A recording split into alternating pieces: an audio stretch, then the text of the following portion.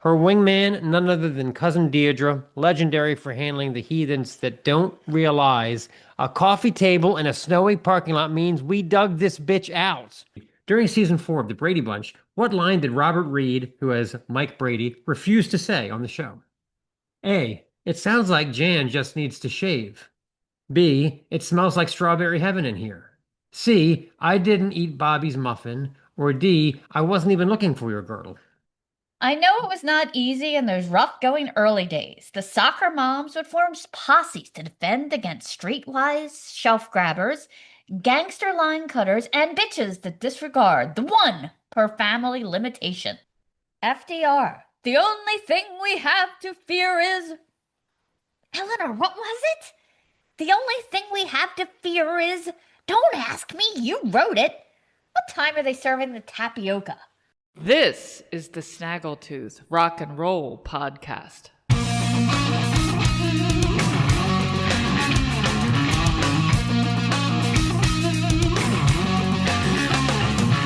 living far away where anything can reach the ceiling.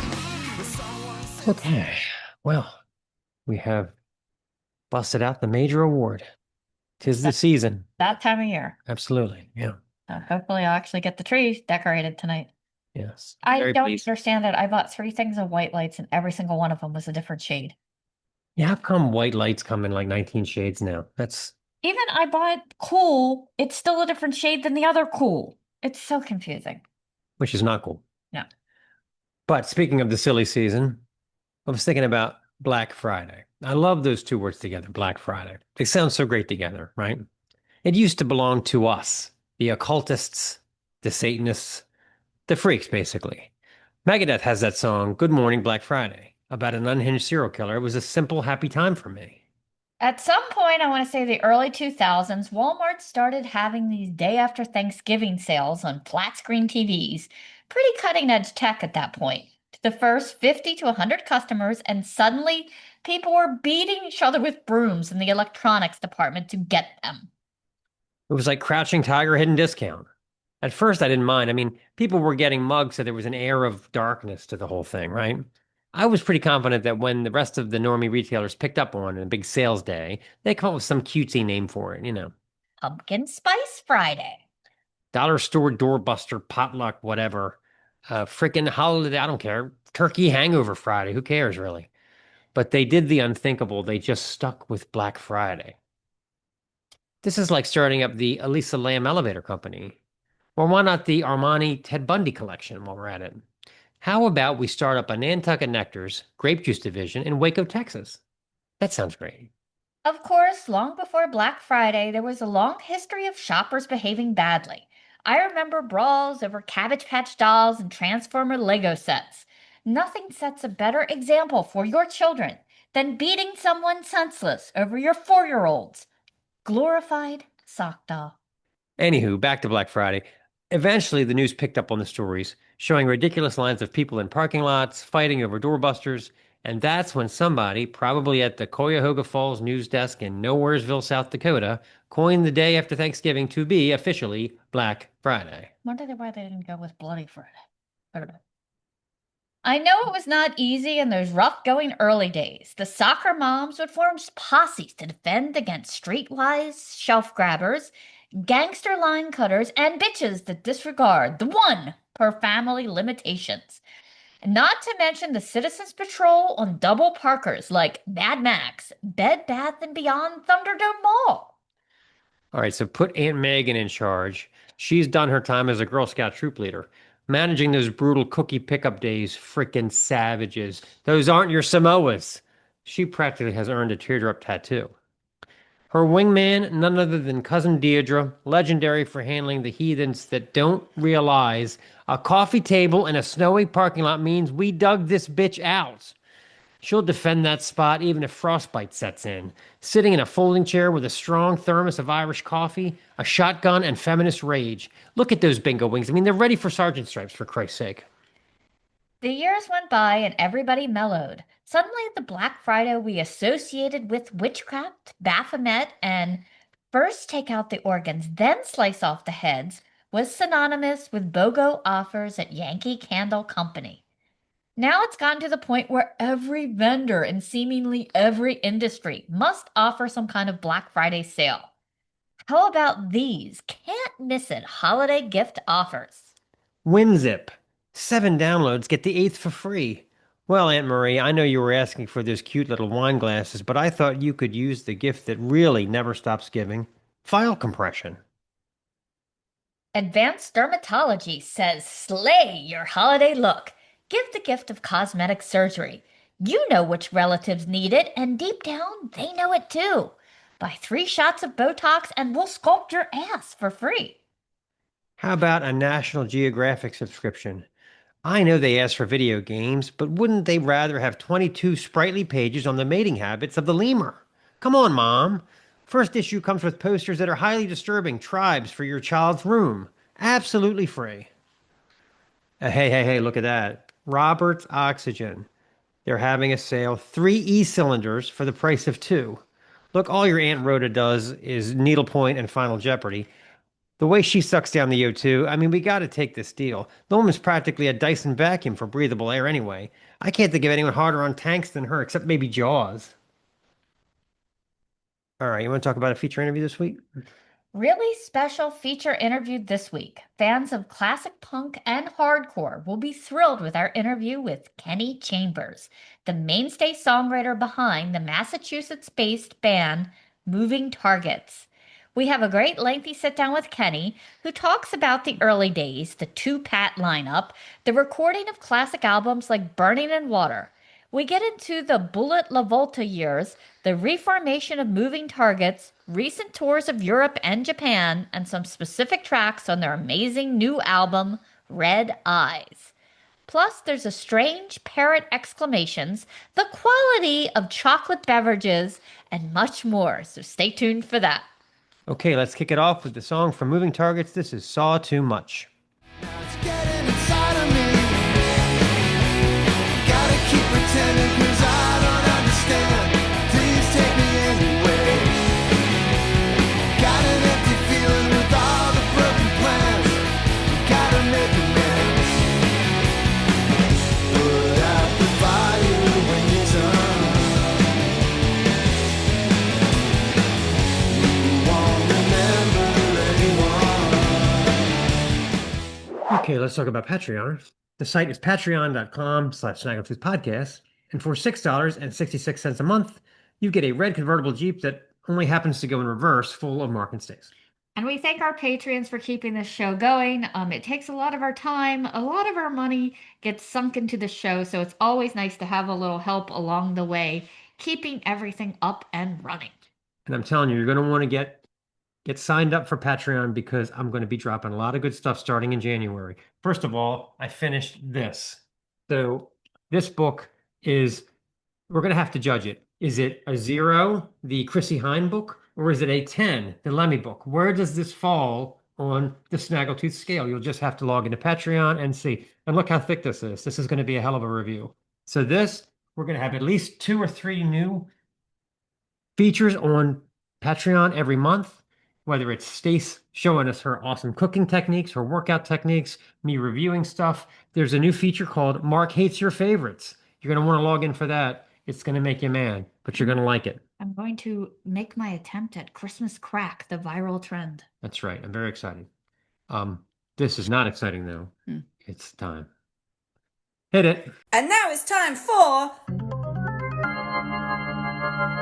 Obnoxious Trivia! Okay. Obnoxious Trivia, not learning anything version. Here we go. Okay. In 2018, competitive eating celebrity Molly Schuyler won Wing Bowl 26 in Philly by consuming how many total chicken wings? A, 212, B, 317, C, 501, or D, 698? Do you chicken wings the way I eat them or the way you eat them? There's no way she could have eaten them the way I eat them. I practically eat the bones. So I eat wings and then he finishes my wings. So. crabs are the same way.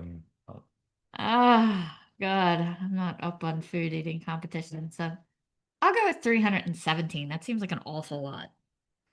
It's actually 501. Wow. Yep, 501.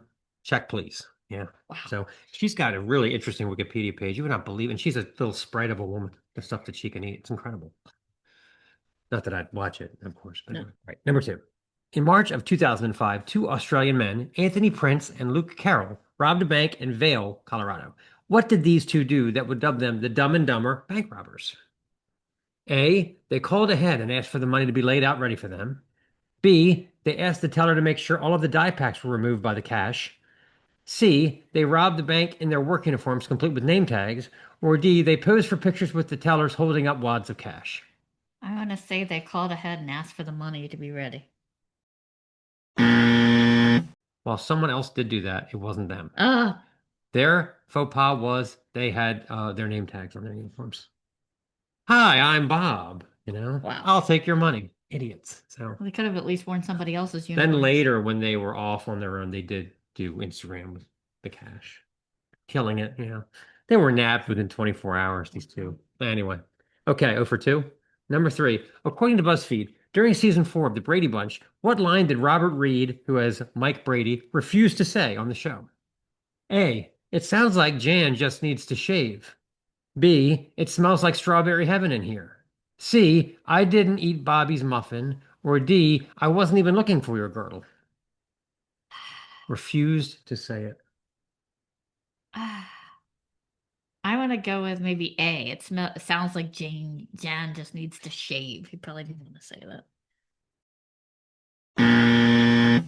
I'm sorry, that's incorrect. It was actually B. It smells like strawberry heaven in here. He didn't want to say that. There was a scene where one of the hired help was actually making strawberry jelly or something. He didn't want to say that. They had to change the line. I forget what they changed it to, but that was the deal breaker for him. Yeah. Okay. Strawberry heaven, my ass. Okay, number 4. Which of the following films did not include a scene with a beer bong? Did not. A. Dazed and Confused. B. Scary Movie. C. Zapped. Or D. Saving Sarah Silverman. I know that one had bongs in it. I'll go with C. Zapped. Very good. Ding, ding, ding. You got Wow. it. Excellent. Very good. Yes, Zapped had, remember, just blouses popping open. It was a travesty. Anyway. Wow. Okay. Finally got one. All right. Stace gets 1 out of 4, and this has been Obnoxious Trivia. Smells like strawberry heaven in here. I'm not saying that shit. What is wrong with them? Strawberry heaven. What the hell? It was too close to strawberry fields They forever. they didn't really explain it, but what he ended up saying was pretty close to that. I don't know. Bizarre. Don't get me started. Okay, it's time for our Snaggletoon, and this one is called Lethologica. What is Lethologica? It's that glorious scientific term for when your brain decides to blue screen in the middle of a sentence. The tip of the tongue phenomenon. The fancy Latin way to say brain fart. You can feel the word. It's right there, hanging out just behind your uvula, taunting you. But nope, you can't spit it out. It's like your brain is playing Wheel of Fortune but refuses to buy a vowel. It's harmless, sure, but oh my God, it's maddening. It's mental constipation. You're mid-conversation, waving your hands like you're landing a plane, insisting, no, you know the thing. He's the robot cowboy, but his wiring's gone wrong. Or the other one with the etc., with the dancing, Meanwhile, your friends are staring at you like you're trying to mime an entire Shakespearean play. And the truly maddening part, 2 days later, when you're in the shower alone, humming, minding your own business, not thinking about it, suddenly your brain plops the missing word into your consciousness like a message through a pneumatic tube. Once stuck, now set free, bong. Yul Brenner! Great, fantastic, super useful now. If I text everyone that now, I'll just get a bunch of question marks back.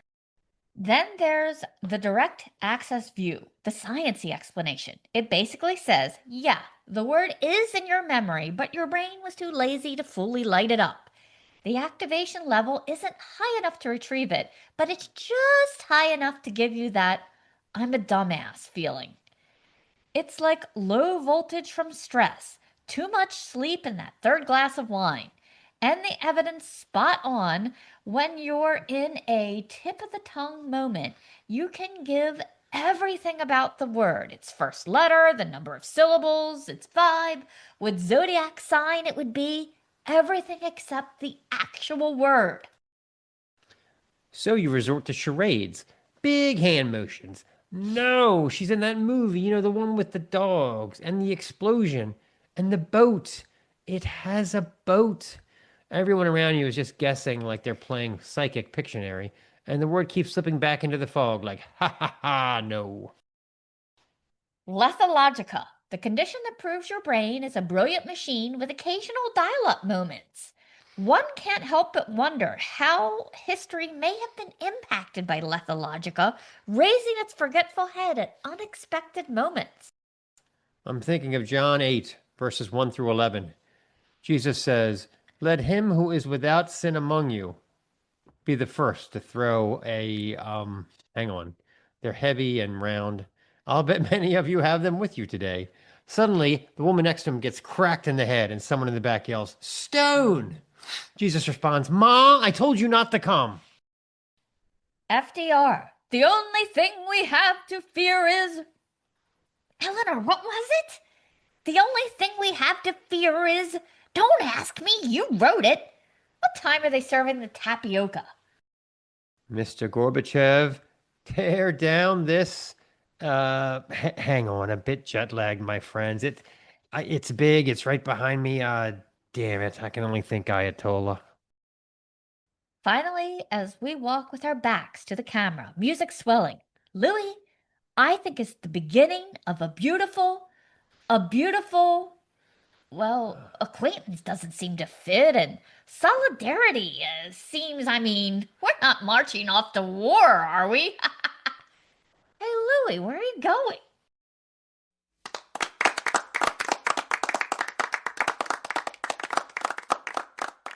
Okay, I can't take any more. Let's play a song. This is Moving Targets with Regrets, of which I have many. Switch before you decide it's time. It's a lie. Switch before you decide it's time.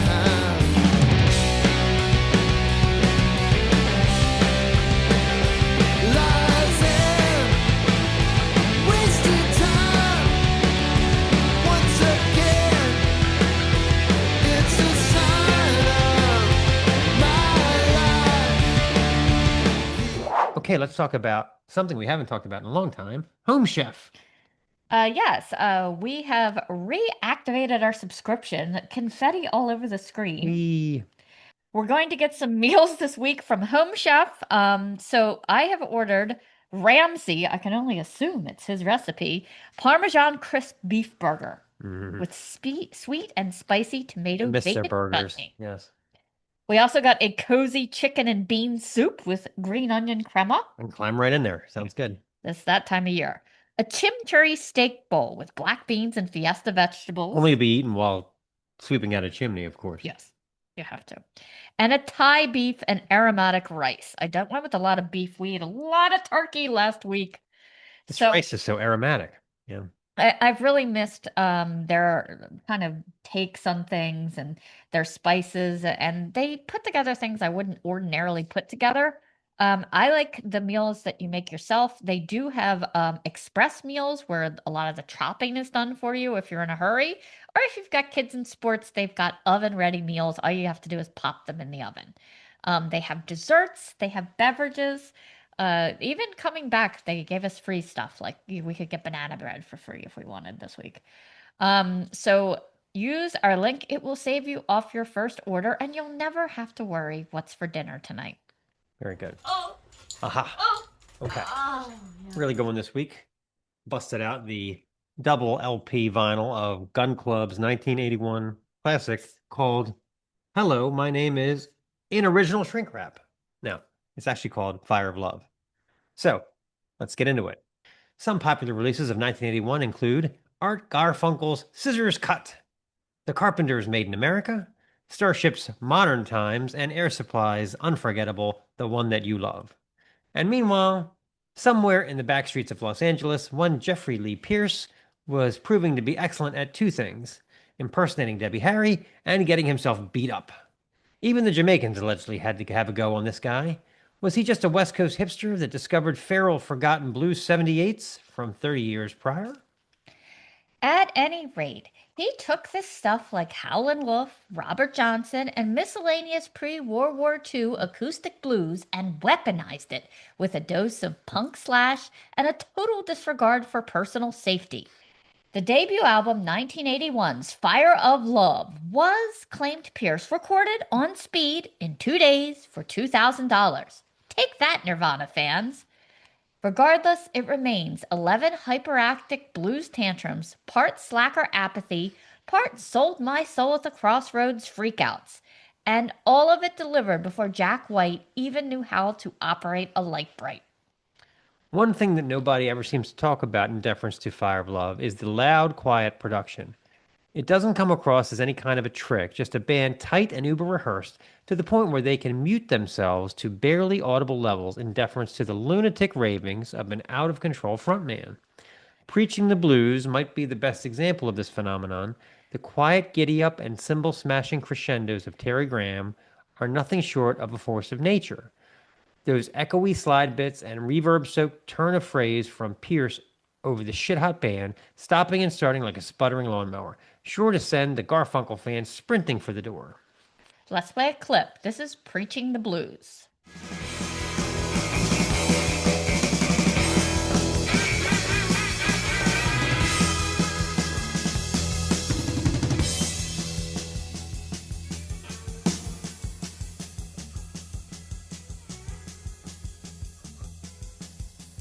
I was up this morning,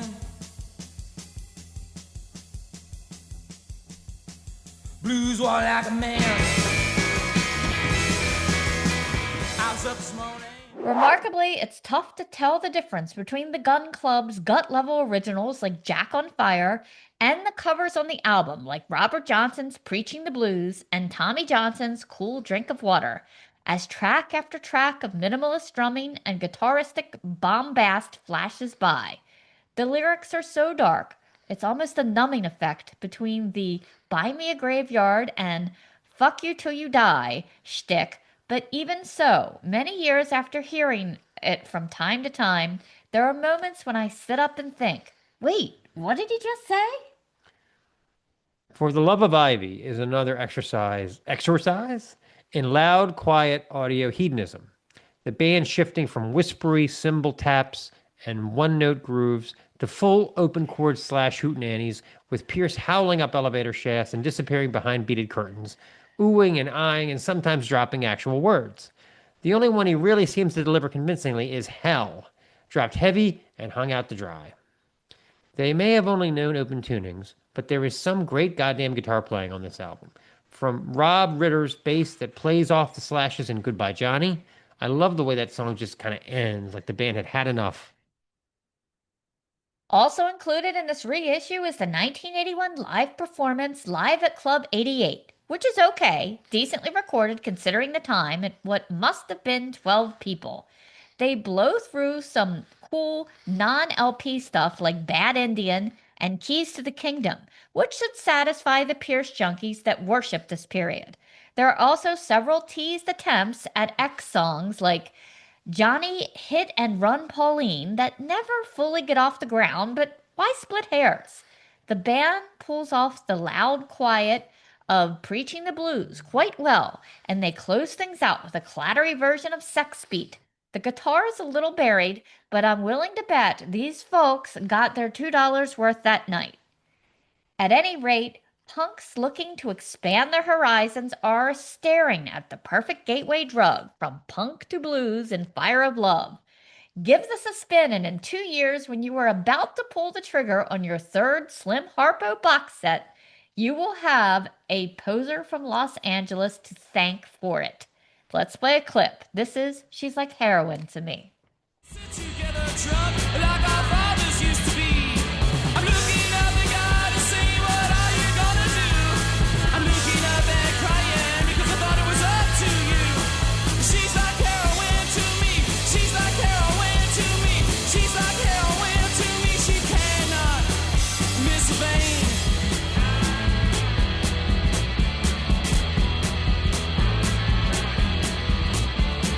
Don't let her take her love to town. Okay, want to introduce the interview? This is our interview with Kenny. We found out later he is right here in Baltimore. Uh, so hopefully we will meet up with him at some point.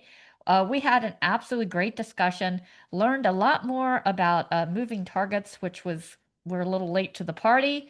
But if you haven't listened to Red Eyes, get on it. And their back catalog is amazing as well. It really did feel like we were like interviewing Bob Mould or Frank Black or something like that. Like just an OG indie rock legend. So take it away. So, yeah, I love this band, and I was looking kind of into you and your history. And, what was the thing that made you think, yeah, I need to play music? And how old were you when you finally just picked up an instrument? Well, my mother, before I ever had a guitar or knew how to play, I was 12 years old. My mother bought me a 1958 Martin D45. This was back in the 70s. It was a couple Wow. $100s. I mean, now they're like $20,000 guitars. Yeah, exactly. Yeah. She got me 10 lessons with this guy named Jack Covell. My mom worked at a bar restaurant called the Tin Lizzie, and he was one of her customers. So he helped her get the guitar, and he gave me 10 lessons. So the 10 lessons were great. But what happened is I eventually lost the Martin guitar. I went to a party, I brought it there, and I was like a punk kid. I won't get into details, but I ended up, someone walked away with the guitar, never to be seen Oh again. no. Tragic. But the 10 lessons I got with Jack, I was really into the Rolling Stones, like super, super heavy. So he just taught me Stone songs, how to try and play them and stuff, and bar chords and like a Mel Bay guitar chord book. And that's what started me. So I knew I wanted to do it. What really changed everything was seeing the Clash in 1979. Like I knew they played in Boston. It was my first punk concert, and it changed my life and all that kind of stuff. And right after that, I was determined to do a band because I had never been in a band before, except a couple friends in Miami when I lived in Miami when I was 16. Yeah. That's young for a band. Really young. Yeah. You can't even get into Yeah. a bar. Yeah, I know. We played one gig. I was in the band for 2 months. I'm actually still Facebook friends with the bass player. I just sent him a picture I found of him when he was like 16, or actually he was like 15. We were all 15, Wow. and he ordered a Moving Target shirt. So he said he's going to wear it at his next gig. Oh, He cool. plays in a blues band now. That's great. Anyways, I digress. So that's what got me started. I was buying punk records. I had maybe 20 or 30 at that point when I saw the Clash, and it made a big impact on me. So playing guitar, I mean, they went hand in hand. Just the inspiration and how much I love playing guitar as well. And we were talking, it's so much easier now to discover different bands with, Spotify making recommendations or, just going, online and Instagram will, encourage you. Back then it was like you had to find a flyer or know somebody or just take a chance on an album because you couldn't listen to it. Um, Well, I knew nothing about punk. I mean, I was really into music. I mean, like it was the Stones and all the usuals, Jimi Hendrix, Led Zeppelin, stuff like that. But before I got into punk, I discovered Rock Scene magazine. And before I ever bought a record, I mean, for like a year or so, I just was reading about the Ramones and the New York Dolls and stuff like that, and just, I really want to check this out. But they didn't have their records for sale where I bought stuff. Finally, I started seeing a couple records. I bought the Heartbreakers LAMF import. I bought a Residence record. I returned it to them. I said it was horrible, and they gave me my money back. But I was getting into punk. I bought like the No Wave compilation. I mean, that was more new wavy and everything. But so, anyways, what happened is one summer I lived with my dad in Seabrook, New Hampshire, and at this time I was, I guess, 15. And he sold pot, and he sold pot to these guys that lived right across from us, our apartment. these two artists, and like they used to play punk rock all the time, and I would hear it coming from their apartment. So I became friends with them. Told them basically I love the music you play, so they let me come over anytime I want. I get high with them, and they would play me shit. I mean, they had everything from like Kiss Platinum double album to like the Vibrators. They had some great stuff. And this was still, I mean, this was like 78, I guess. Because I remember like when I was still living there, like the Sex Pistols were touring the US like the next winter. And I with a cassette tape, I like taped news. They had shit on the news every day about the Sex Pistols for the 10 days they were here. So I was really into punk. I loved it at first. But those guys kind of gave me the launching pad. They would loan me records all the time, and very fortunate. Well, as you as you got older, did you get to see some of the kind of OG Boston bands like the Freeze or Jerry's Kids or any of those guys? Absolutely. I saw all of them. That's great. Any stories? The Targets didn't really play with any of the hardcore bands, but there was this place, the Channel in Boston, just a huge venue. And pretty much every Sunday they had all ages shows. So Black Flag would come through. I mean, I saw Jerry's Kids open for bands, saw Original Gangrene 3-piece, from the Boston out LA. I started going probably 83 to shows. I would take the train in from Ipswich, where I lived with my grandparents, to Boston. That's cool. Yeah. Really cool. Back in the early Boston days when you guys were first forming, who were your fiercest competitors that kind of pushed you to level up, and where did their paths end up leading?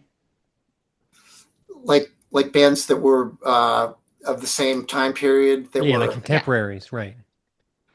That we wanted to live up to them because they were so great. I'm not sure or compete with them musically. They were contemporaries of yours that you kind of saw as almost competition for gigs or stages. All right, here's the thing. When Pat Brady was in the band, and I don't know how familiar you are with the original 3-piece band. Both the guys have since passed on years ago. Pat Leonard and Pat Brady, the bass player and drummer. Pat Brady was a phenomenal drummer. So we never had any worries about trying to, not, that we were going to get upstaged by another band. Because with Pat Brady, I mean, people would clap at his sound checks. It was insane. Wow. Okay. You should check out Burning in Water if you haven't heard it. Oh, yeah, I know that one. Oh, yeah. Okay. His playing's just insane on that. He's like a combination of Neil Peart and the guy from the Bad Brains and all that stuff that he was influenced by, and the Jazz Cats and the prog rock dudes. I mean, that's what Brady was into. So he was really a formidable drummer. So.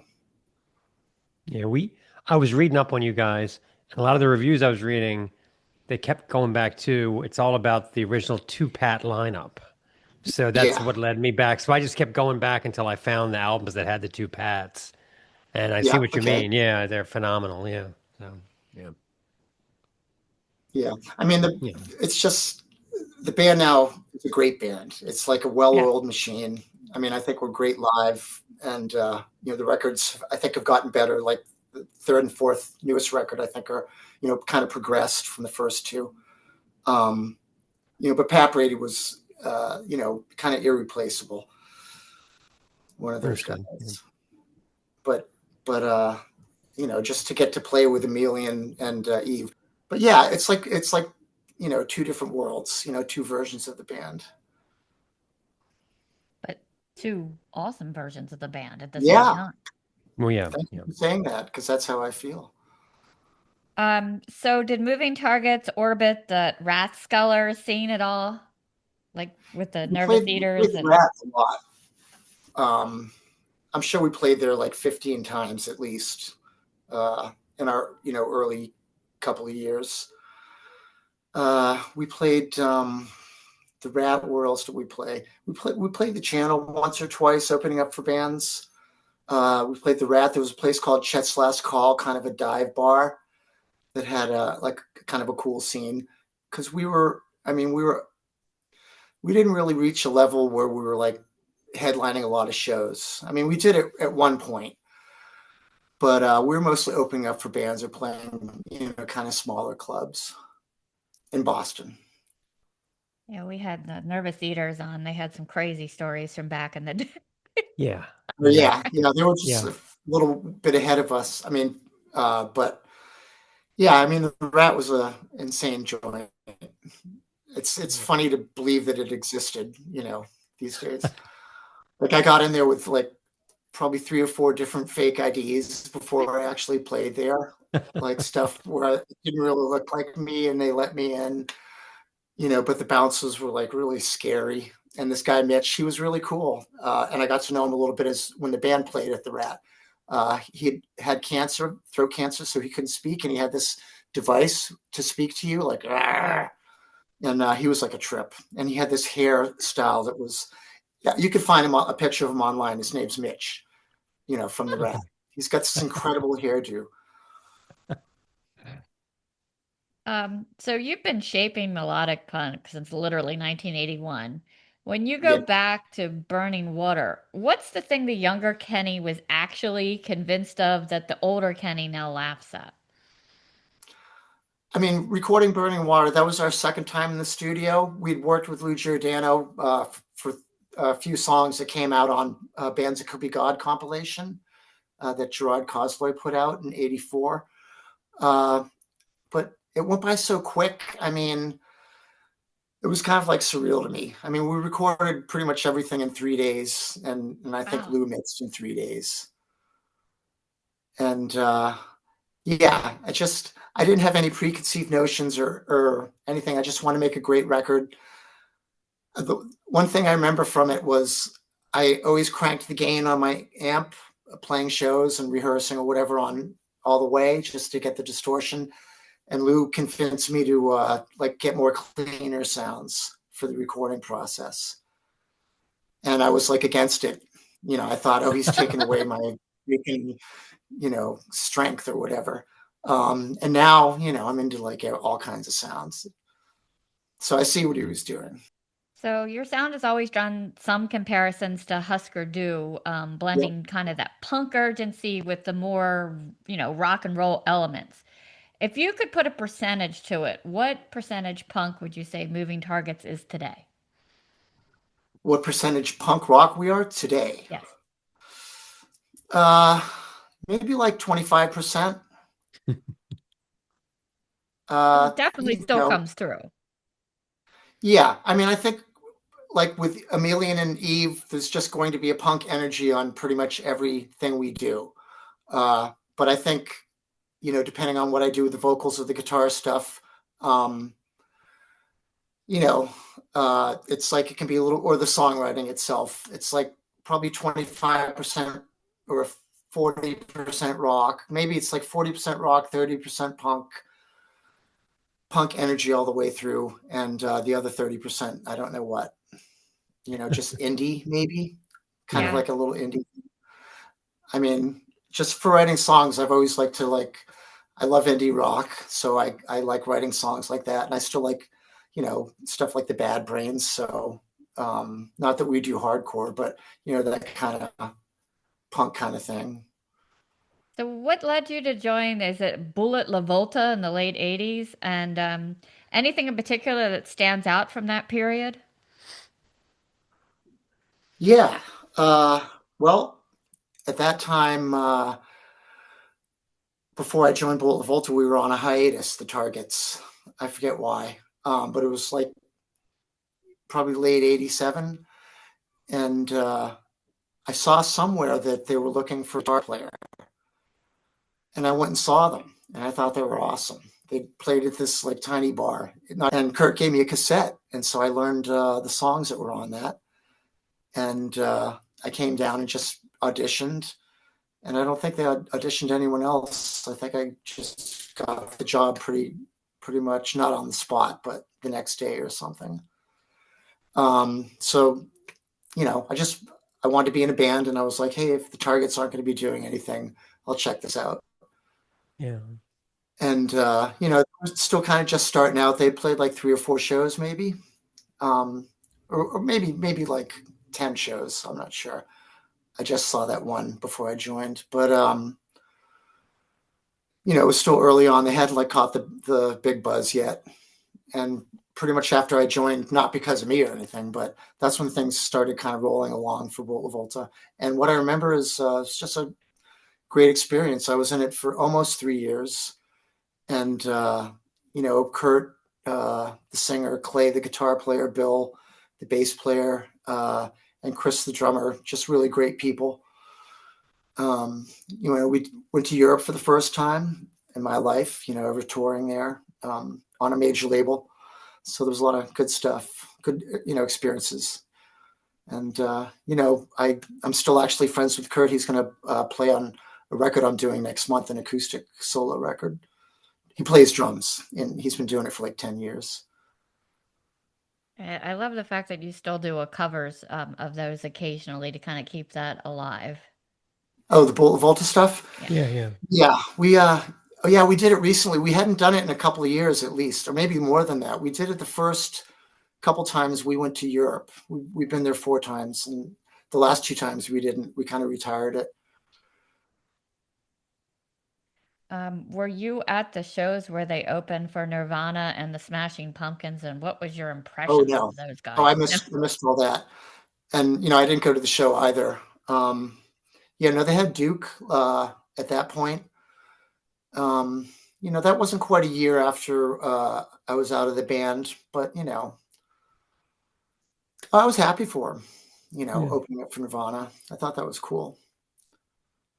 What happened afterwards. And, I think those guys were hoping, and I hoped as well, that they would get swept up in the Nirvana frenzy of like signing other bands. Right. Unfortunately, didn't happen. So you've explored a lot musically, but Moving Target seems to be the place you always come back to. So what do you think the nexus or the pull is that keeps this project, you breathe fresh air into it and it just becomes this great thing again? Oh, well, thank you. I played in a few other bands, I don't have to mention them, but, they have records out and stuff like that. We played shows. But Targets was always my thing for songwriting. It was my outlet. I did a couple solo records, 3 solo records, but other than that, it's always been Moving Targets, other than the time I was in Bolt Volta. Even when I was in Bolt Volta, the Moving Targets reconvened. We weren't together, but we got together and recorded everything that ended up being the second and third record in one session. Not one day, but like one, week-long recording session. So, it's always been a part of my life. And after in 2007 and 2008, Pat Leonard died first in 2007, then Pat Brady died the next, 6 months later in 2008. And after that, the band was pretty much, in my mind, done. And Freeman, who was the bass player on the second, third record, and Jay Akari, who was the drummer on Take This Ride. We did a couple things, but, it was pretty much retired, and I was pretty much retired. And once I moved with my wife, Rona, to Denton, and that was in 2016, maybe, I was done with music. What was the spark that kind of led you back to the studio for Wires? It's just a quick story. One of those shows that I just mentioned a moment ago, like that I played with Jay Akari and Chuck Freeman, Emilian, the drummer, who was just a Facebook friend at the time, drove with 2 friends from Montreal to Lowell, Mass, to see the show, like almost a 5-hour drive. Yeah, it's a long drive. Yeah. And texting me along the way, like, we're almost there. We actually played half an hour late until they got there. And, the club was cool with it. I mean, it was just a little art gallery kind of thing. And he showed up. We played. became, remained Facebook friends, for a couple years or whatever. And he sent me a video one time of him playing "Let Me Know Why," a Target song off of "Burning in Water." One of those things where it's playing the music, but you're playing the drums to it or whatever instrument, and you can hear that. And he did really well. So I basically said, "Do you know a bass player?" He said, "Yeah." That was Eve. They had never played together. And I said, "Yeah, if you can find a bass player, man, if you want to try and go to Europe, I would totally do it." I just totally got that spark again, to do this kind of music, or to do the Targets again. So he and Eve rehearsed for like, I don't know, a month and a half, maybe 18 or 20 songs from the back catalog. And we all met. I was in Texas, they were in Montreal. We flew to Boston to do a show in July 22nd or 20th, 2018. Never met Eve. We got together the night before and rehearsed for 2 hours. It sounded fine. And we did the show the next night in Boston at the Middle East in front of like 600 people. It was called the Boston Massacre. Like Jerry's Kids were there, Mung, a bunch of Boston bands. And we played pretty good. I mean, it was like it's on YouTube. I mean, we weren't like tight knit band, but we pulled it off, and it was a fun night. Like both of us like crowd surfed and shit. And anyways, so Wires just came about because, okay, if we're going to do this after the European tour, let's write a new record. So I had a couple songs kicking around. I mean, actually a lot of songs that never made it up to a record. And that's what Wires was, basically. Maybe 2 or 3 newer songs that I'd written, but everything else was old. Some of it like 20, 30 years old. But we went in and recorded it, and it sounded great. It sounded like a Targets record. That's awesome. Yeah, it really seemed like this, like I said, this lineup just seems to click effortlessly. So who takes the lead on what when you kind of come up with the roles of who does what in the band? Well, I'm the songwriter, but what I do now, and it was kind of a process. As I said, the first record, Wires, was a bunch of old stuff. The second record, Humbucker, was pretty much the same, like maybe 3 newer songs, and everything else was old, 20 years old, whatever. A little less so on In the Dust. There was some more newer stuff, but I was still the main songwriter pretty much. For In the Dust, I was the main songwriter, but like I left some of the songs partially unwritten for like either because I wasn't coming up with a part, or I wanted Eve to have something, or Emilian.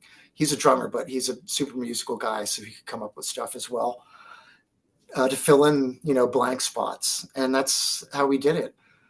And so, I mean, I said from Wires up till the current record, and, for the life of the band, it'll be all songs written by moving targets. Cause I mean, I think it's cooler than saying all songs written by me. Like I want some kind of spotlight, and these guys put so much into the band that they deserve to be acknowledged as, creators of the songs, putting their thing into it. And like with Red Eyes, it was cool. For the next record, it's going to be a combination of stuff we rehearsed last summer. Rona and I went to Montreal, and most of the songs weren't fully written. So we like filled in the gaps, and we had like 10 songs after like 10 days of rehearsals. It was really cool. Then I came home, and I have this multi-track recorder that hasn't worked for 3 years, and I fired it up for some reason, and it worked again because I used to love recording stuff. And then this was like in August when we got it back, and I started recording shit, and I did like 60 songs for the Moving Targets. But like the ratio of good to bad is, out of those 60 songs, like 20 ended up being, or like 18 ended up being usable. So all that stuff is kind of written by me. But once we get into the studio, I mean, they take their piece of the pie and add their sense, you know. So, Yeah, so we'll always say written by moving targets because that's what it feels like to me. that's awesome. We've been you've been doing this for a long time, and you go all the way back to the analog era, you know, and the label era. So Yep. what do you like about doing it now versus then, and what do you like? What it's very different now. What do you think about now versus then? Making music. I don't know. Everything felt, you know, I know it was my experience being a young man, but everything as far as like labels, touring, making music, just the whole process, you know, from, you know, the organic stuff to like the business stuff seemed more live, seemed more, you know, there was records coming out constantly. And I know like there's still stuff coming out constantly, but it seems like almost too much information. I mean, back then you were buying physical records, you know, you had this Yeah. kind of relationship with it that you don't have now. You know, now there's some advantages, Bandcamp, bands doing it on their own, recording it on their own. I mean, all that stuff is great. But, you know, things like Spotify and all that shit, I mean, it's really very difficult unless you're like, you know, a touring semi-big rock act to make any money. You know, you sell merch, you know, you try and get good guarantees and stuff like that. I mean, that's my experience. I mean, because the Targets are definitely like a cult band. I mean, we, you know, never made a lot of money or anything like that. So, you know, I mean, not that has anything to do with your question, but our, you know, our experience is like, anyways, I don't know where I was going with that. Sorry. No, you're right about Spotify. I mean, you're right about Spotify. I mean, I noticed that Red Eye was on Spotify, but now it's not.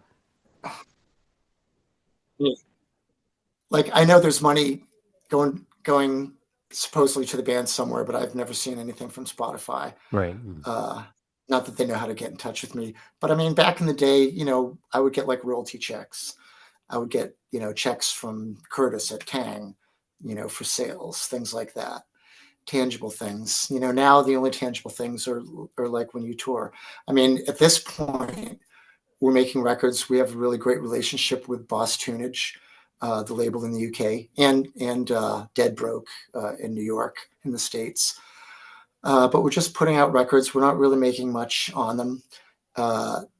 But Aston from Boss Tunage, he sends us like a box of 100 records to sell on tour. You know, and he's not selling a ton of records. I know that, you know, moving target stuff. But we're getting to still do it. You know, the records are out there. They're you know, they're on Bandcamp. So. I love the album cover for this. It's obviously perfect red eye. Did you have that commissioned or did you find a piece of art? No, that's Welly. Welly is has been the Moving Targets cover artist since we regrouped and we're on Boss Tunage from the first record, Wires. He's just someone who's worked with Aston at Boss Tunage for years, I think. He's a transplant. He lives in Arizona, I think now, but he's from the UK. He does a lot of the cover art for Boss Tunage releases. And yeah, this is the one we're most happy with. We just, he basically come up with something and we'll say, yeah, no. And, you know, it takes only maybe 2 or 3 times and he figures out something that's really cool. So God, super happy absolutely with it. perfect. Glad you like it. Yeah. It's really good. And I was reading where most of the time the vocals come last on the record. Does the music kind of find inspiration for the lyrics, or does it come from a different direction? I mean, you mean for me, for my thing in the songwriting? Yeah. Yes.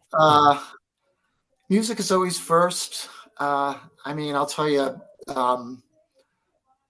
kind of how I'm doing it now. Like I said, my recorder works. So since August, I mean, I've been recording almost every day. First, I come up with something. It may take an hour, and then I plug the recorder in, get everything situated. I throw the headphones on. I keep playing it, and then I have something and I record it.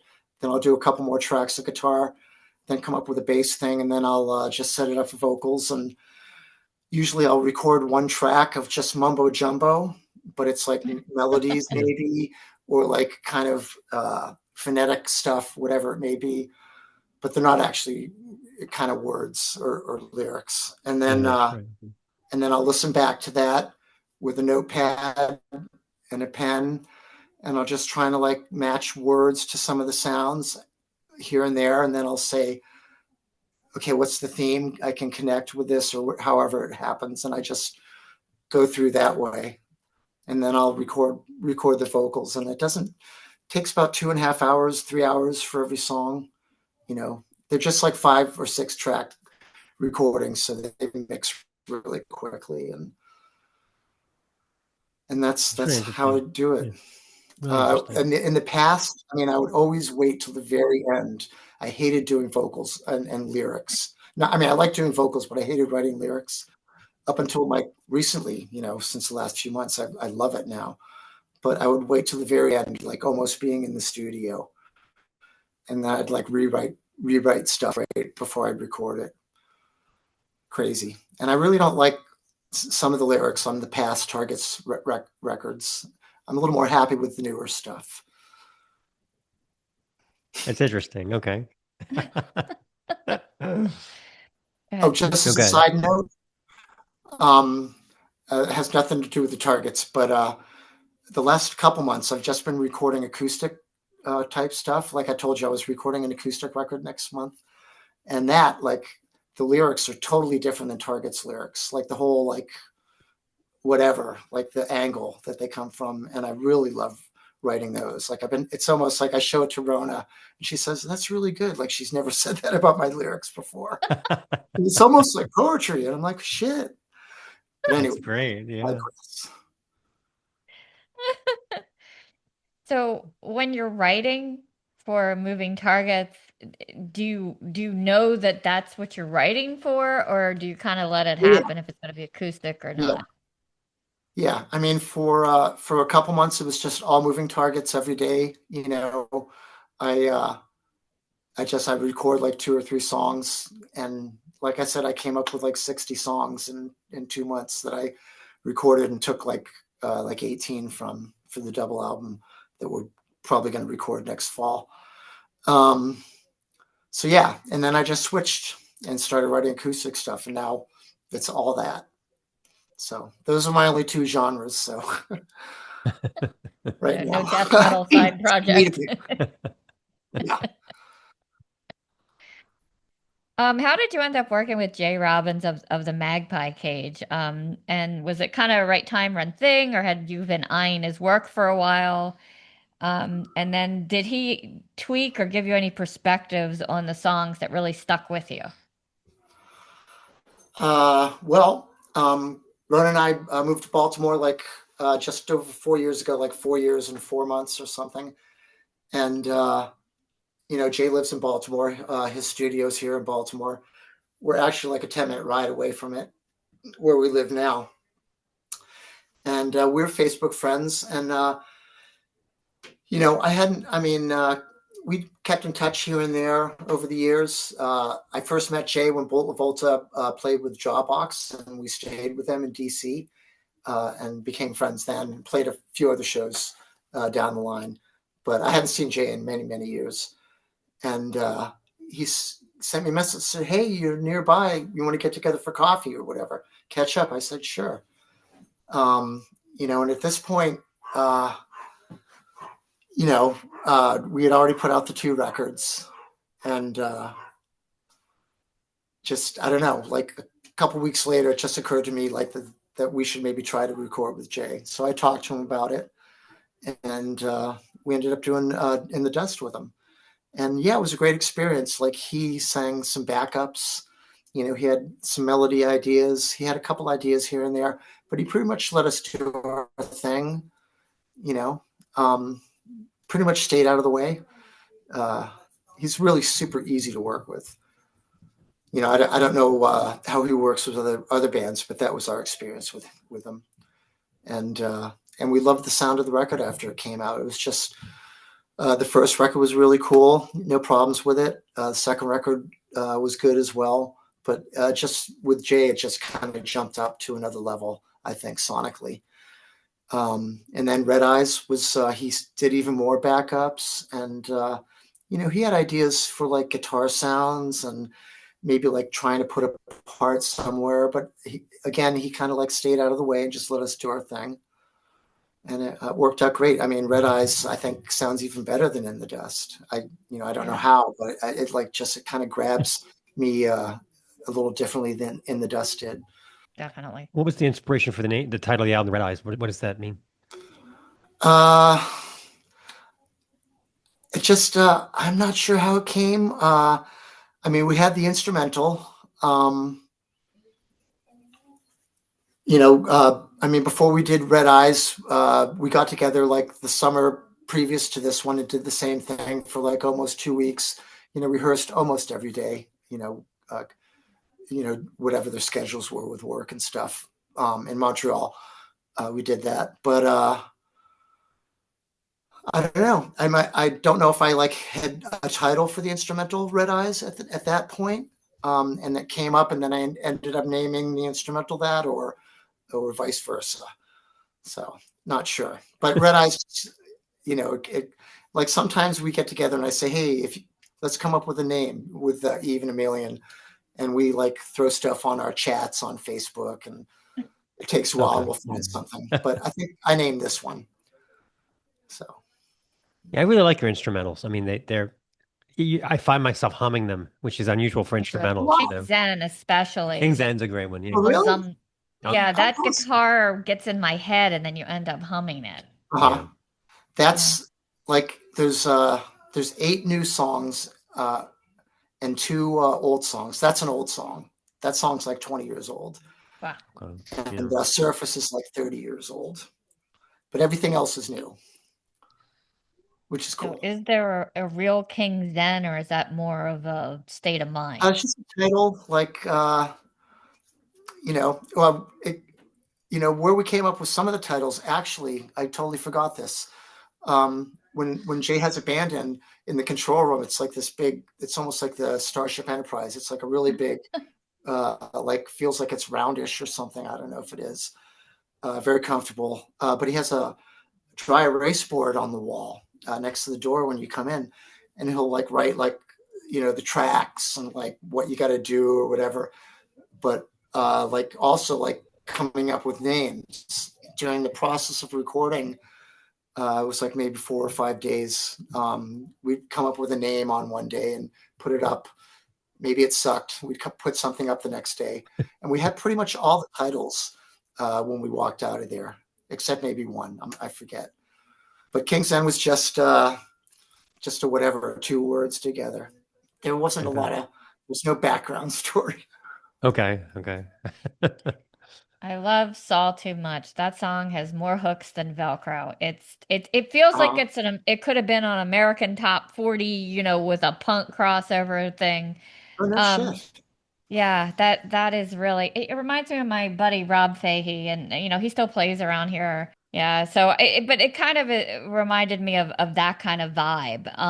But I love the lyrics about like seeing too much, and is it more like a figurative overload, like the way we get with everything that's coming into us all the time? I mean, it's not like specific to like 24-hour news or whatever. I mean, it's just kind of like the whole thing in general. Like modern life is kind of an overload now, more than it ever felt like at another time in the past. It just I don't know. Just yeah. I mean, it comes from an angle of like I consume some political media like YouTube, like Midas Touch or like the iHip Girls or whatever. But there's just like 24-hour bullshit coming out about Trump every day. I don't know where your political leanings are, and I don't want to get political in this, but like, I you're just inundated with like information and people's like like Trump. I mean, it seems like he's inescapable. That's part of it. The rest of it is like just information overload that you can experience like in what different environments. If I read the headline and it's already crazy, I can't even look at it. I'm like, I can't. Yeah. Yeah. It's been nice like spending so much time on music, and I've been watching a way lot. I mean, I went from watching like 6 hours of TV a day, maybe not six, but like 5 hours of TV a day, definitely, like all political stuff, whatever was going on. And now I don't. I mean, I'm like recording Yeah. like 10 hours downstairs. Yeah, that's like I've rediscovered like reading, like actually reading a book made of paper, and I feel like Oh, I'm cheating the system every awesome. minute that I'm doing that. You know what I mean? You Like are. I'm unplugged, So it's There's no You're ads yelling. flying in. it's great. It's great. Yeah, yeah. Keep it up, man. It's an audio book, but someone gave me the link to Evan Dando's book. Oh, I haven't So read that. That's interesting. yeah, Yeah. I'll be taking a Lemonheads. train Yeah. ride from Baltimore to Boston, like the beginning of January to do the recording. So I'm gonna get my headphones and hopefully check it out. It's like 8 hours long on the way down. Well, you were on Tang too, weren't you? The same label as them, Yes. right? Oh yeah. Okay. Was that Yeah. like a label or was it just like a little office with like, sending No, out paperwork, I mean, I don't know when Curtis put out his first record. It was a single, I think. Back in as early as like 83, but it was probably 84 ish. It was a real label. I mean, he did like 3 Heads records. He did like Mighty Mighty Boss Tones, Keith Oh yeah. Levine, Yeah. Gangrene. I mean, for a period of time, he was super active in the Yeah. punk scene. People were buying a lot of his bands. Yeah. Bolt Volta as well was on Tang. The Right. first EP and the first record. That's cool. I also love the video for Saw too much. Was that just kind of stock footage that you put together, or did you shoot it in line with the video? Because the live energy is just great. Eve, our bass player, makes those videos. Okay. Uh, he like when we're on tour, like with our phones, we'll film stuff. More just like not performing, because we're on stage and we can't film ourselves, but everything else that happens on tour, and he'll intersperse that with live stuff, maybe from YouTube that people filmed, in Europe or Yeah. whatever. And he just throws those together. I mean, he's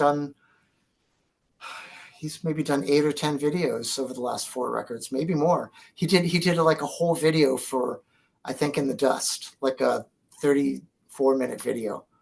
Just plays the whole record and has stuff going on. So he's amazing on that. That's awesome. I'll let him know you liked it. Yeah.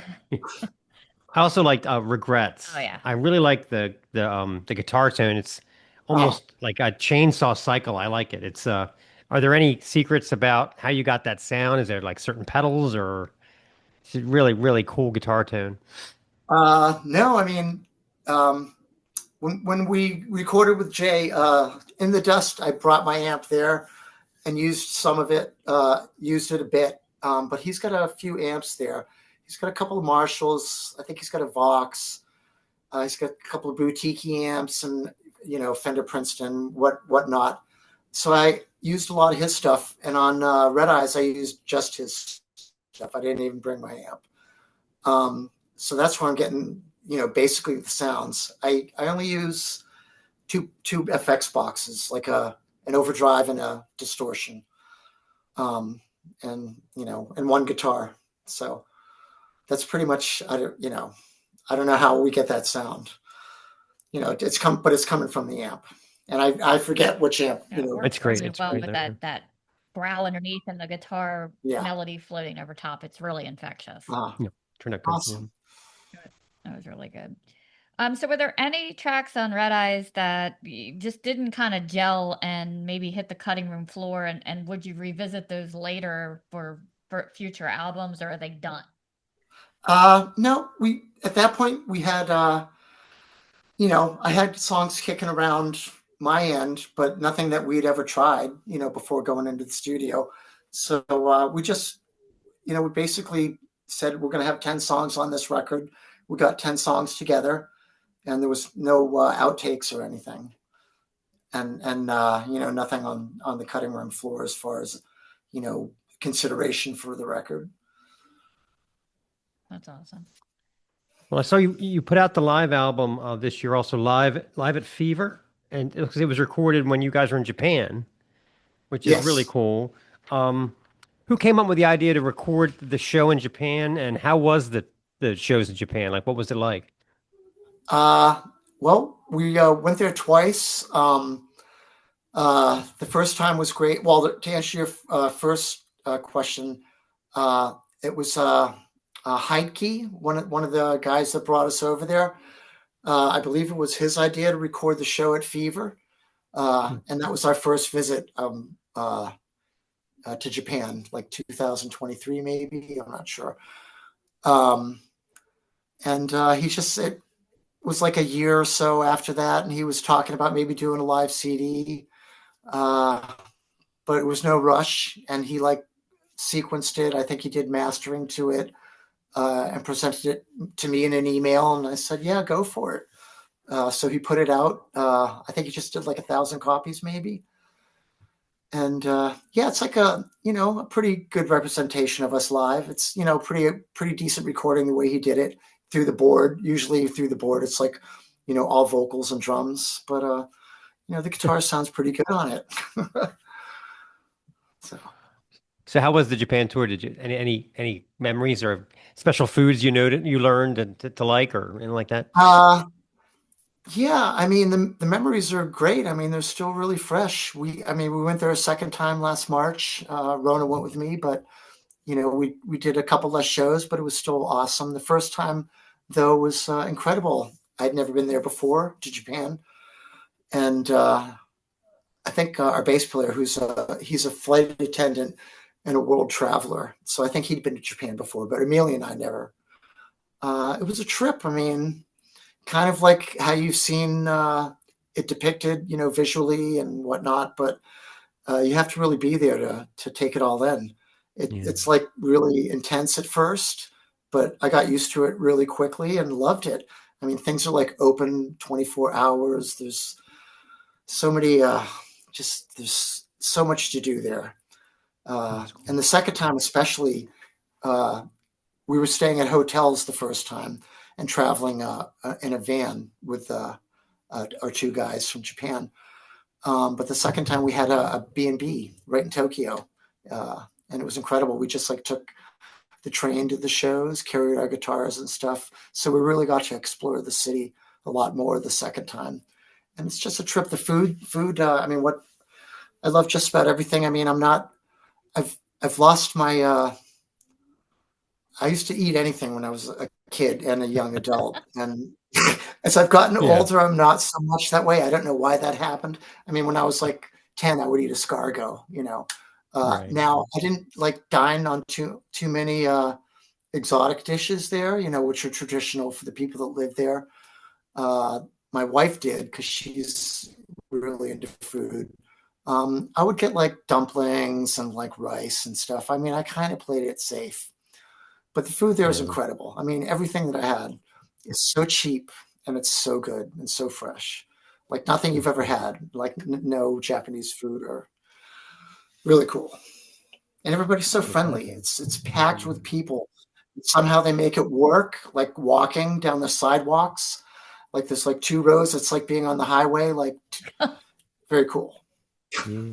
And we've heard from other bands that they're very serious about rock and roll over there, even more so than American fans. They are Much more so. dedicated. Yeah. They're such big fans. Really, I mean, they're so nice, but you can tell it's so different than anything I ever experienced. I mean, as I said, we're a cult band, so in my life of playing music, I've met a few really big fans, and maybe feel like, wow, that's really cool. But in Japan, it's like everybody is like that. They express to you as best they can how much their music means to you, and they buy merch, and they it's very cool, very gratifying. Yeah. So you'll be back in Europe in 2026. Do you have any must-have comfort items that you have to bring with you when you're on tour? No, just my guitar. That's my only comfort item. I like playing the one guitar I've been playing for the last 30 years. So that's it. Thankfully, I've never had it gone missing or any crap like that. So, but no, I mean, God, Europe is so great. Everything there is it brings you comfort. So I don't feel like I'm away home. It feels like my second home. I've been there so much. Yeah, I know. Do you think you'll ever buy back the Martin? No. You'll just have to mortgage your home, If I was right? famous, Yeah. if I was famous, maybe it'd be one of those things where somebody discovered my Martin that got stolen, the new owner, Like if 40 you were years Peter later Green or whatever. something from Fleetwood Mac, they'd be like, "Here's your Yeah. guitar." Right? They Yeah. present it to you. Yeah. That just happened with some rock star. Somebody gave them their guitar Yeah. that they hadn't seen in 50 plus years and thought was Mhm. gone forever. You're lucky though. I've heard horror stories about people losing guitars right before a gig, and it shows up seconds before they have to go on the Yeah. airlines and stuff. Yeah. We've heard a Yeah. lot of stories about that. Yeah. I've never had a problem. Thank God. To me, it's no big deal. I've never had it where oh God, it sucks. I mean, it used to be great. The first time I went to Europe with Volta and the Lemonheads, we commandeered the back of the plane. Everybody was smoking. We got free drinks the whole ride over. It was awesome. Yeah. Well, that's very different air travel than we're talking about. Yeah. I mean, now it's of course completely different, but to That's me, great though. Yeah. going to Japan was no big deal. I like sleep, and it's whatever. Yeah. Well, good. That's good. All I don't right. have any horror stories. So we play a game on the show. It's called 100 Random Questions, but don't worry, you only have to answer 5. So I want you to pick 5 numbers between 1 and 100. 5 numbers? Yeah. Okay. 3, 7, 55, 62. Is that 5 or one more? One more. 63. I guess those are my lottery numbers or something. Okay. There you go. Yeah. Your lucky numbers. Number 7. What's the first thing you do in a zombie apocalypse? Make sure, if I could, that all the windows and doors were locked. That's And a then good start. check the how much juice I got left on my phone. Yeah. That's a good one. Yeah. And I used to love zombie movies, so I could probably take care of myself. Okay. Yeah, he had never seen Shaun of the Dead, so I had to, screen that when he's killing him by throwing the records, and he's like, "Oh, not that one." Oh, that's right. Yeah, I remember that. Yeah. Not that one. I don't know if that'd be my weapon of zombie choice. All right, we're up to 55. If you could bring back one discontinued food or snack, what would it be? I don't know. I think I'd bring back the McRib. They never made it. I would probably bring back, what was it? Kugel? Wait, no, not Kugel. Wait, okay. No, those astronaut space sticks that they had in the 70s. Oh, they were Wow. good. You guys Oh, I might be a remember little that. too young for that. They had these No, I remember that. Yeah. they were maybe even marketed as being nutritional in some way. Space sticks that astronauts allegedly consumed on flights. I used to like those, and Wow, I haven't also thought they about had that in a long time. they had something else this powdered drink mix that you mix with milk that was a bunch of different flavors. one brand, but probably the astronaut space sticks. Every time I went to the space station in DC, I had to buy the astronaut ice cream. I don't know if they still have that there. We have astronaut Dehydrated ice cream. Yeah, it's just dehydrated ice Wow. cream in a pouch. Oh no shit! They had it Okay, in the gift shop. I've had that. Yeah. I've had that. Kind of close. I will also say this, that back in the day, like in the late 70s and early 80s, Yoo-Hoo was so much better than now. Like they Oh changed my god, it's Yoo-Hoo. like water. Remember now. how good it used to be? I mean, it I was grew up in great. Miami, Florida, and I used to drink Yoo-Hoo all the time. I never drank sodas. I drank Yoo-Hoos all the time. It was so chocolatey. And then I remember like I tried it in the 90s and I was like, what happened? I mean, So check this out. In '89, I mean, by then, Yoo-Hoo was already no good. First time I went to Europe, we flew in to Holland, to Amsterdam.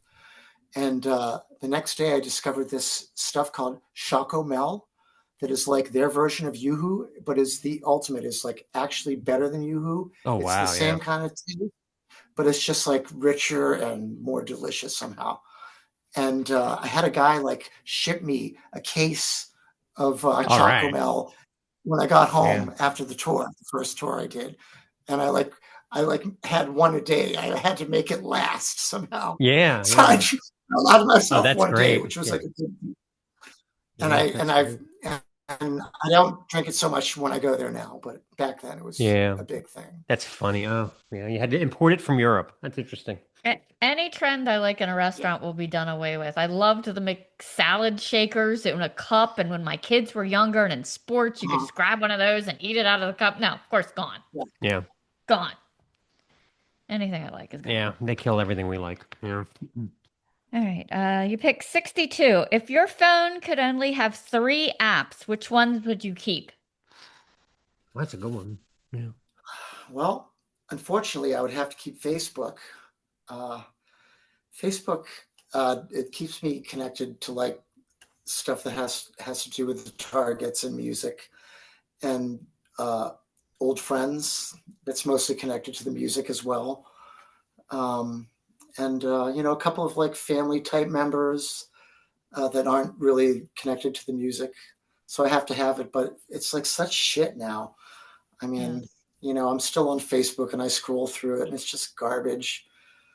Political like stuff, like it's in my feed, like right wing stuff and Charlie Kirk's shit. And I mean, I don't look this stuff up, so I don't know why the fuck I get it. I don't even comment on stuff anymore. Maybe friends post, but I got into this rut of commenting on political stuff, like calling people douchebags because they were like being racist or whatever.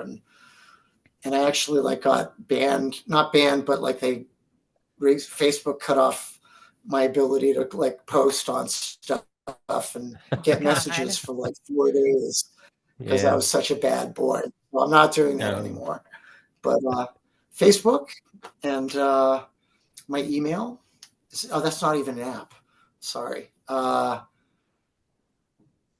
Shit, I don't know. I mean, I've got eBay. I've got that I sell and buy some records with, and Discogs, but that's about it. I don't have any other apps. I mean, I've got Instagram. I never look at it. I don't care, Huffington Post I look at, but that's not an app, I honestly think I might get rid of the phone because it's just salespeople. It's just salespeople calling me all the time. Like I text everyone that matters. Yeah. So I have to go in and clear out my voicemail like every couple of days or it's full and it's nothing but solicitation. So Are you what's kidding the me? point in that? Never even set up my voicemail. I don't even know what's on it. I still call people here and there, but mostly just for like drug deals and stuff. Just kidding. No, but I think it's ironic that we call it a phone, and that's the part of the thing that we probably hate the most is the actual hello, who is this? Yeah. Yeah. Yeah. Maybe Trump will rename it. Probably. Yeah. If you had a pet parrot, what do you think it would say? Which it would pick up on some phrase you say a lot. Fuck. My dad used to have a macaw, Oh wow. and they're like parrots but cooler. They live like some of them like 100 years, macaws or something like that, and they're very verbal. They pick up phrases and words. And without getting into details, my dad couldn't take care of. His name was Kilo, Kilo. My dad was kind of a drug dealer. He was in jail actually, and my grandparents took care of Kilo for like a couple years, and we had him. And he used to like say stuff that my dad said all the time, like "fuck" and this, and he'd say it all the time. It used to drive my grandmother crazy. So Yeah. if I had a parrot, like he'd probably hear "fuck" because I say it so loudly. When I say it, "fuck," Yeah. I don't know. Yeah, there was a friend of mine Or that I had, love you.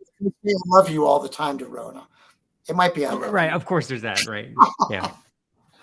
I had a friend in high school that had this room that was full of birds, Uh-huh. and which was strange because it was like where the dining room should be, which gives you an idea of how weird these people were, right? Ah. But the birds would say things like, get it, go get it. And I just remember thinking, what the hell are you guys doing during the day? You know, like what goes on here? You know? More. Yeah. I mean, it was just they said the weirdest phrases, and you know that they have to hear it over and over again. So I just was like, Yeah. where are they getting this from? Yeah, it was Steve the eyeball. Yeah. That's We had a crazy. bird growing up, and it would either say, "Do you want a beer?" or "Damn bird." That's awesome. That's a good one. Yeah. My mother Both was- great stories. So do you stay current with new releases? Or are you too busy kind of writing to kind of stay with the current music scene, or is it something you still listen to? Pretty much no. I haven't had a record player for a long time, since like the 90s, I guess, like 30 years plus. I don't buy records anymore. I listen to shit on YouTube. Once in a while, I'll hear about something and I'll check out Bandcamp or whatever. But I'm not an active consumer of music. I know really nothing about what's going on. Like a band like Soccer Mommy, like I thought they were really cool. And then I listened to some more of their stuff and I thought, no big deal. Luna, have you ever heard of Luna? Yeah. Oh yeah. Yeah. Mhm. I know they've been around forever, but I always knew the name. I recently discovered them, and I saw them play in Baltimore last month, and unbelievably awesome. Loved it. Yola Tango, another band I've known about for years, never listened to. Love them now. Tried to get tickets for their Hanukkah thing. It was impossible. Actually played with Luna in Hoboken in like the 80s, but I Oh didn't get wow. to them with one of the bands I used to be in. But I don't really listen to current stuff because I'm kind of a curmudgeon about it. I don't know if because I write, but I feel like I have this high quality expectation for something I'm Oh really going to boy. want to get into. And most stuff just doesn't have it for me. It's like, and when I find it, I rejoice, like Luna or Yola Tango. Or, I mean, there's got to be a couple other, current bands that I'm just not thinking of that I really like. But that's about it. I think it has to do with also when I was young buying records, it was just incredible. Like everything was going on. It really meant so much to me and shaped who I was as a person and a musician. And now I'm 62 and, I just think music can't have that same kind of effect on me. I mean, music is still magical. I mean, I listened to a song like Candy Says by the Velvet Underground, who are probably my favorite band. And it still brings me the same exact thing that like from when I first heard it, or the Stooges, like No Fun, or 1969, the first Stooges song I ever heard when I bought the compilation that came out years and years ago, like late 70s. I still get that feeling. Dinosaur Jr., You're Living All Over Me, still incredible, lots of stuff. But just connecting that to like current stuff, looking for it. It doesn't, I don't get that same magical thing that I love. For you guys, for moving targets, is there one festival, if you got invited, you could not turn it down? Is there like one on your bucket list that you would be like, yes, we're doing it? I don't know. Well, here's my thoughts on festivals. I know friends who are in bands who have done them, and unless you're like a name band or like a buzz band or something, you get like a, a slot that's not very great, and you might play in front of like 90 people or something, and you spend all this time and you get excited about playing a festival, and it's kind of like uh, that's what I would expect the Targets experience to be. We're not very well known. If we did a festival, even in Europe, maybe it's different, but in the States, nobody knows us. We'd get a crappy slot and it wouldn't matter. So I probably wouldn't. No, you know, I agree with you. Yeah, I mean, if like punk rock bowling, I won't tell you who, but like someone said, I'll get you guys into punk rock bowling. And I was like, okay. And then I'm, having dinner with the two guys, the two brothers. And yeah, we'll put them on. Sure. I know those guys, and nothing ever happened with it. But a friend's band went and they did a show there, and it was like hardly anyone watching. It was like 12 noon. And I was thinking, that would have been us, and these guys got like a little bit of a buzz and stuff. I mean, they're actually a, much younger, newer band, but, they probably have more fans than the Targets. And, we did some shows with them, a tour, and they're really cool. I won't say who the band is, but anyways, so that's, if it was Europe, I mean, Europe, the Targets played a few festivals and they were great. We played with like Soul Asylum or something, Mega City 4, right before them in front of a couple thousand people or something. Those were cool. So, outside of your upcoming tour, do you have any other surprises or collaborations coming down the pipe that you could tell us about?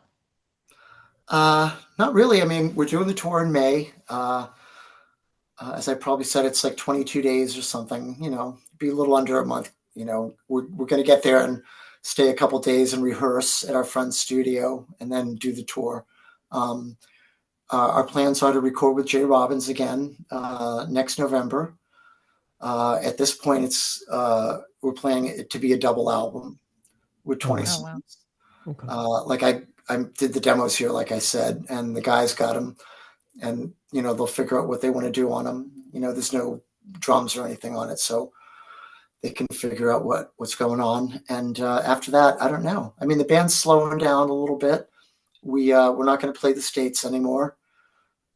It's just not worthwhile to us. I hate sending these guys home with like $800 after like a couple weeks, taking time off their jobs, playing like 2 or 3 good shows, and like the rest of the shows are not good. Yeah. I mean, nobody knows about us in America except for like Boston. We can do a show. That's it. No place else. We have Europe and Japan, and I don't think we'll be going back to Japan. So, we'd like to go to Australia. That'd be great. That's something we might do. We'll probably make another record after this one we're going to do. And I don't know. Falling on deaf ears.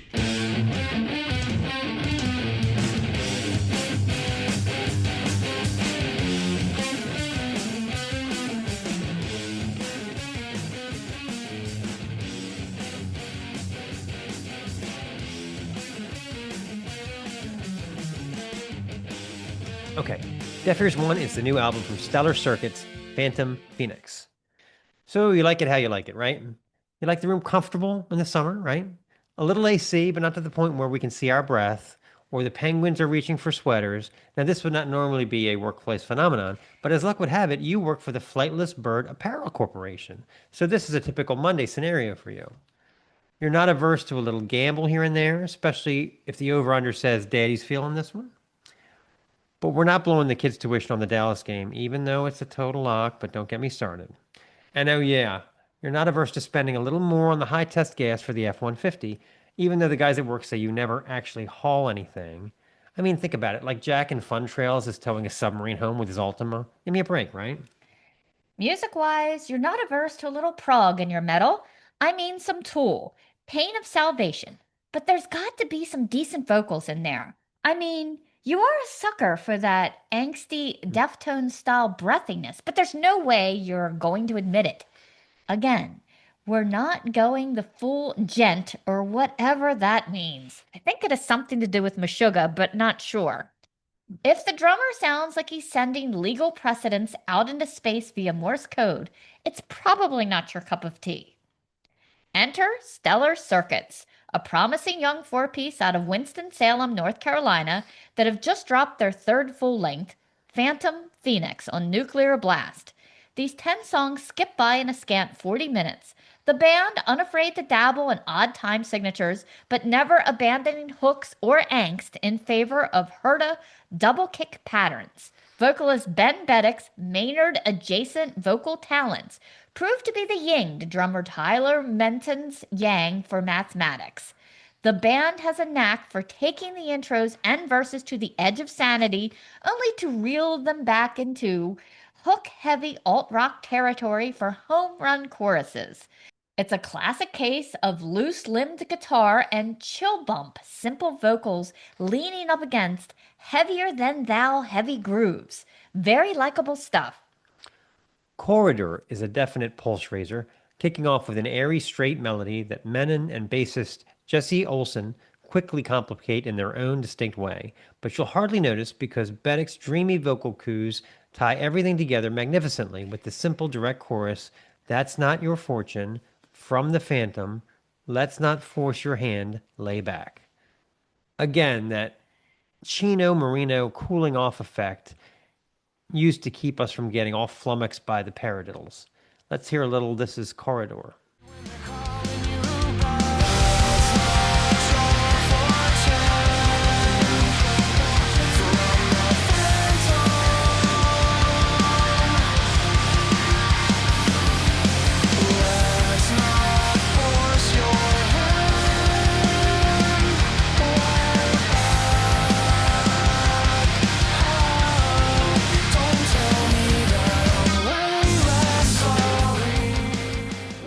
The closer Paris is also worth a mention, rolling out on bell-like guitar chimes before knotty percussion thrums convincingly.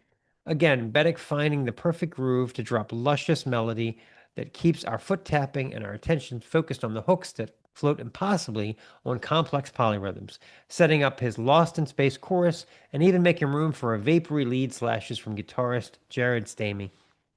Suffices to say, Stellar Circuits makes things as mathy as they can while still sounding radio-friendly. So the next time you're in the R&D lab sewing buttons to emu jackets, which incidentally know nothing about car insurance no matter what the ad would have you believe, let this album rattle around in that brain of yours while you contemplate all the things that you could tow home, but won't. Let's play a clip. This is Paris. Streetlights and canopies. When the lines are changing directions, I'll follow and you'll see. We're caught in the middle. This was the same place where I learned. This is Deaf Ears 2, Beast Eagle, Sorceress EP. A sorceress just awakening to her own power is one of those archetypes that never gets old. The raw chaos, the fear of what it might cost her, and the eventual transformation into something formidable. Thanks to The Witcher, this journey now automatically summons visions of Yennefer, the once awkward hunchback outcast who traded her future fertility for power and beauty, and became so iconic, I fully expect hospitals to announce a surge in baby Yennefers at some future date. And yes, it's always 10 times hotter when Geralt calls her Yen. Enter the Emo Doom Quartet from Omaha, Nebraska, whose second EP drops with a similar tale at its core. Another sorceress clawing her way through transformation, consequence, and destiny. And these guys bring it with big, hammer-heavy riffs and a kind of shadowy intensity you might not expect from the land of Cornhuskers, Kool-Aid, and Reuben sandwiches. But the Midwest is stranger and more powerful than the stereotypes suggest. It's the land of wild sandhills, Carhenge, and the eerie stone finger of Chimney Rock that points menacingly at the sky. There's magic out there, and this band channels it. The second EP offers 5 tracks in the getting her done 3 to 4 minute range that leave you wanting more the second the last song ends. Sharp Tongue kicks the EP wide open with Austin LaCour tossing out those scratchy, nerve-prickling guitar notes all by his lonesome. Then Cthulhu, just like the Kool-Aid Man bursting through drywall, the rampant of doom descends. Toby Wendell's bass swagger struts in, shape-shifting into that curvy woman at the bar that knows damn well everyone's looking. August Severing's snare cracks like a tin whip with the kick drum pulses in thick, heartbeat thuds. Can I get an oh yeah now? Kate Lewis's vocals bloom in that full, alto deep richness, a dark fountain flowing steady, never syrupy, but always spellbinding. The tempo shift lands perfectly. LeCourrier bunches riffs into his scampering lunk-a-dunk-dunk pattern with a hint of Barracuda's rumbling guitar thunder before swerving into a wandering, almost plaintive melody. A breakdown of that solo of scratchy guitar urgency builds the tension, soon mirrored in darting kick drum spikes before the track blows open once more. Lewis gives glimpses of her own power at times, letting a few high notes hold and rip here and there, never overdoing runs, just enough to leave you wanting more. Send Me Down kicks off with LeCour, tossing out distorted riffs that bounce around like clothes trapped in a spin cycle. Wendell's bass line, meanwhile, has fully grown legs and absolutely claims the dark pocket. Kate Lewis's vocals arrive with a shadow double this time, a layered magnetic pull. Severing locks it all with a metallic snare pops and hammering kick work that shoves the whole thing into motion. Mid-track, the guitar pickles out this twitching, fidgeting little melody that hopscotches over Wendell's prattling bass rugs, and the whole thing basically kidnaps you.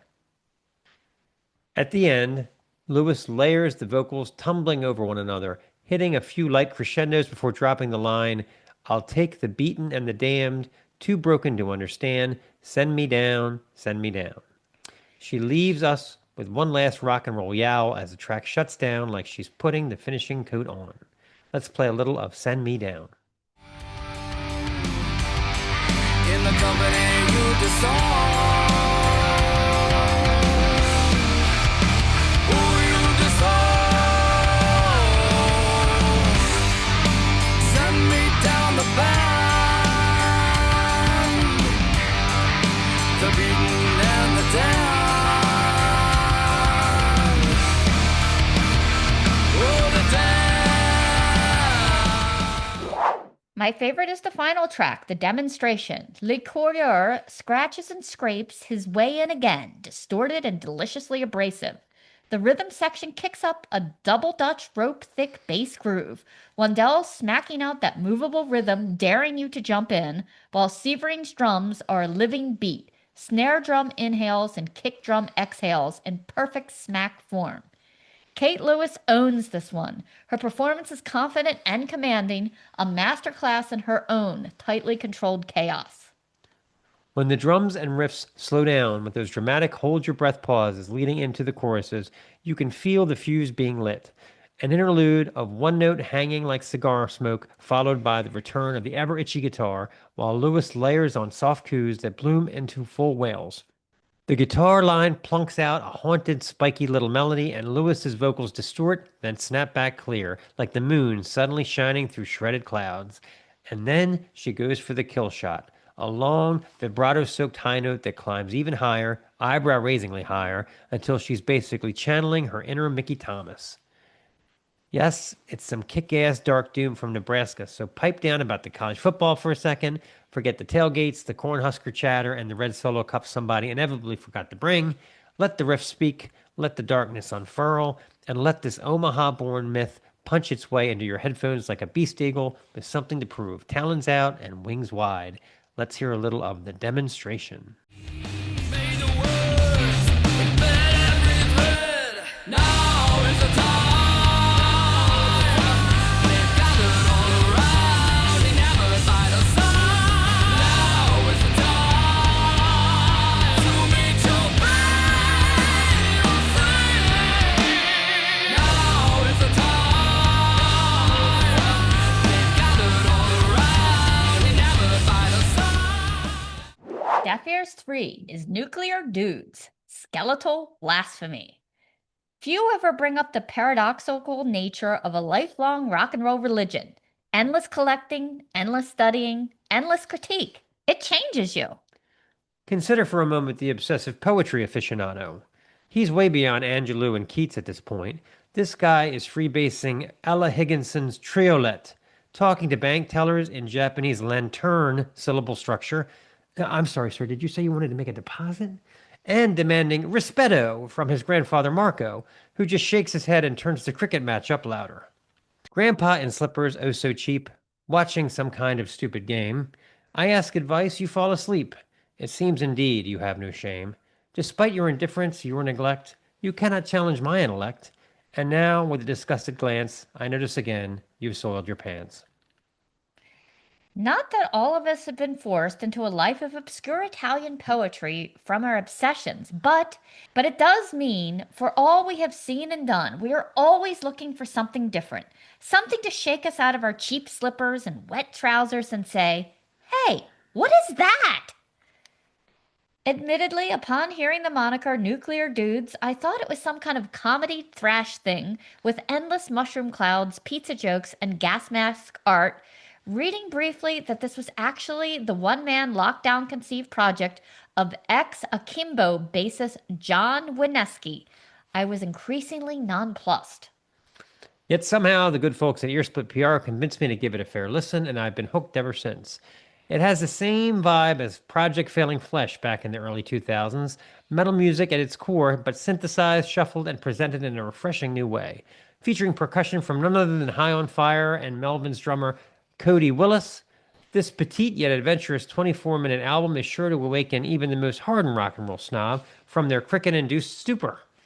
Drums bash and rattle, ambulance siren synth lines pulse and fade, sparse guitar riffs surge and dissipate, shy keyboard vamps tease out throbbing bass lines, and brain-battering percussion and vocals strain through a food processor, floating seamlessly on top of the whole affair. Anti-sax tears out of the blocks, a synth swell that leads to Wineski's now patented megaphone shout vocal style syncopated with a fat groovy bass line and Willis's impeccable groove. Eventually the track settles into synth siren mode, which blends seamlessly with a truly badass guitar solo. Bat Body opens up with an impromptu surf groove that is soon drowned in uber-distorted vocals, destructo synths, and of course, meteorite on-your-noggin percussion. But it grooves like a motherfucker, and the sly 80s style synth washes keep things interesting. It becomes apparent at this point, despite the numerous effects filtering Wineski's vocals through everything from the garage door opener to the Cuisinart, the dude can actually sing. Let's play a clip. This is Bat Body.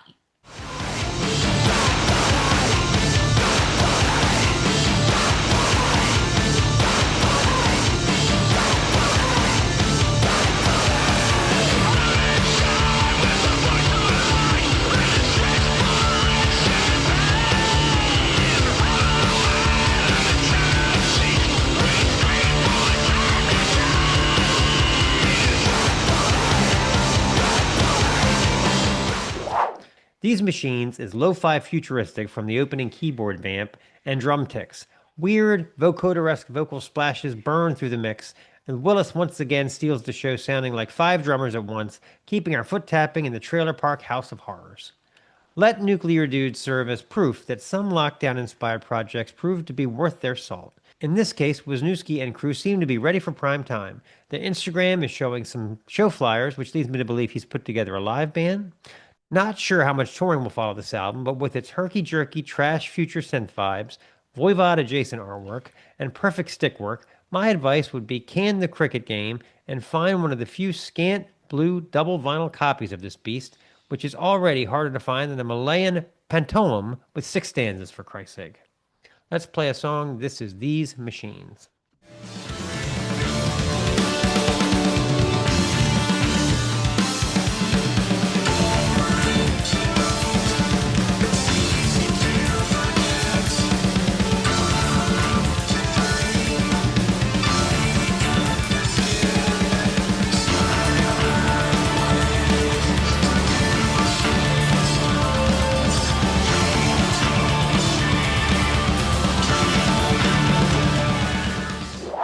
Hey, we did it.